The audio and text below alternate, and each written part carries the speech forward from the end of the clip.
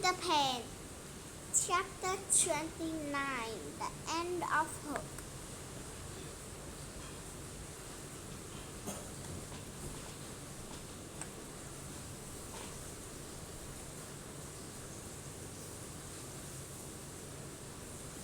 To battle, boys, attack! Peter's voice crying out. In an instant, the boys raised their weapons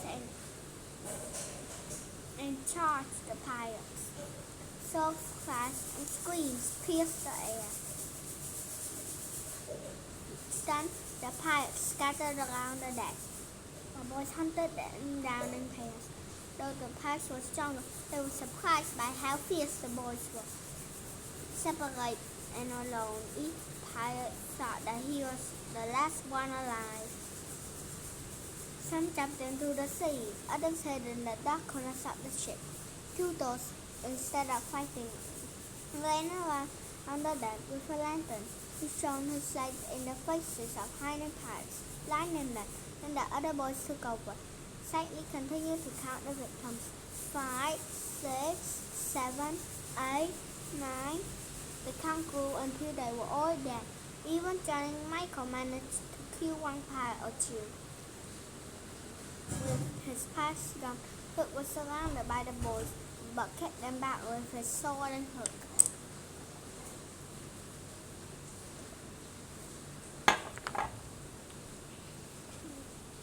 Then Peter arrived. "Put away your swords, boys," he cried. "This man is mine." Face to face, the two enemies stared at each other. Hook growled while Peter smiled. "So, Peter Pan, this is all you are doing," said Hook. "Yes, and this time it's you or I," Peter challenged. "Then prepare to die," said Hook. Their weapons clashed and the battle began. Peter was an excellent swordsman, fast and quick, but he was smart and struggled to get close to strike Hook's chest.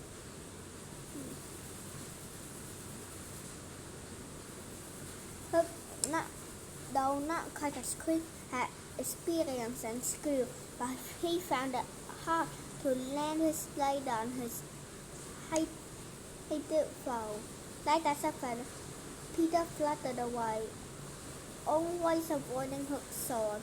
Then the captain swung at Peter with the point of his hook. But Peter ducked under, dodged forward, and pierced Hook between his ribs. At the sight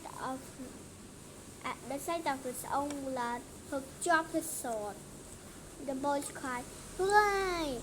Peter hushed them and invited his foe to pick up his sword. Humiliated by Peter's display of fairness, Hook was now furious. He no longer cared whether he won or lost. All that mattered was that Peter should die. He rushed to the cannon, known as Lantern, and hooked a bag of gunpowder with his iron claw. With his good hand, he held up a lantern, threatening to light the powder with its flame.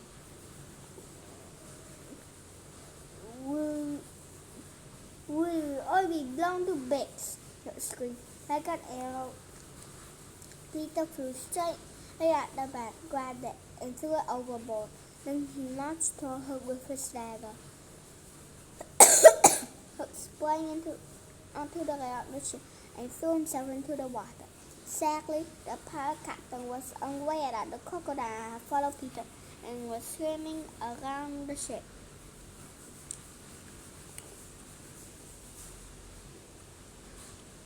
That was the last time anyone saw of Captain James Hook. "Hooray!" shouted the boys. Wendy glowed with pride at Peter's success. The boys crowded around her, and she praised them all equally. Then she took them into Hook's cabin and pointed It was shining on a nail. It's 1:30 in the morning, she said. You should up your seat.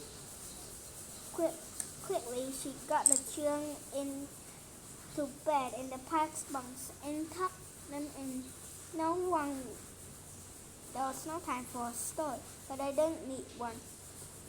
They only had to remember the grand adventure of that very night.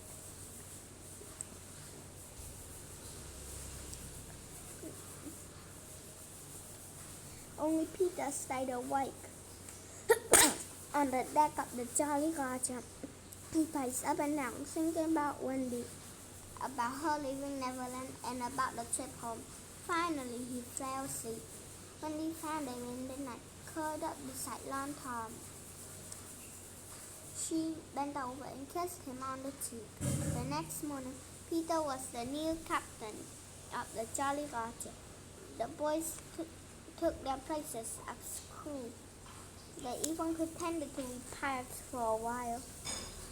Peter made a brief speech and everyone cheered as the wind filled the sails that headed for England.